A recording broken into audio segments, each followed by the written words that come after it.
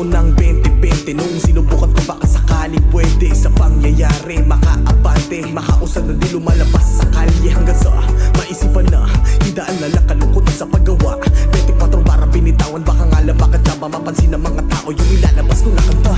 Ngunit iba yung pangyayari, binigyan ako ng matalik na kaibigan. Laking pasasalamat higit pa to sa aking inaasahan. Nagkaroon ng gasolina mas lalo pang ginanahan.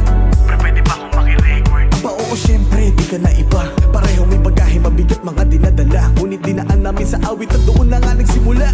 Just drop ako lang tsaka si Yes nun. Nung nagawa namin Morena Girl na hit song.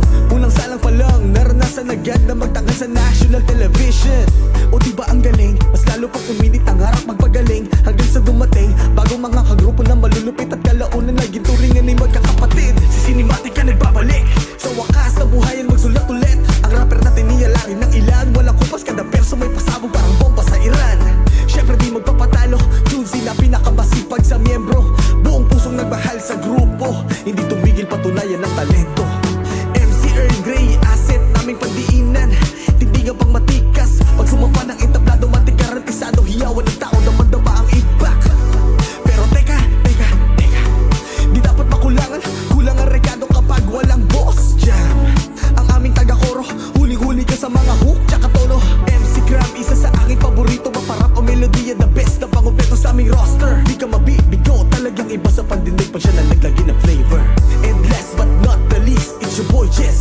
Sulido ko na kapatid, turingan masigit pa sa kaibigan. Kasangga ko at sandingan sa mahang hindi mapapatid. Naalala ko lang dati, tumawid ng dagat, mahaba ang binyahe. Para mag-concerto, iba yung pagod grabe. Ngunit lahat yun ay napawi nung lumapag na sa Masbate. Ganado na ang grupo, kesa emplakado. Sa panang entablado, mas ginanahan lalo. Biglang nainit ang bawat isa sa malakas na palakpakan at hiyaw ng mga tao. At di rin katagalan, may dumating na magandang balita.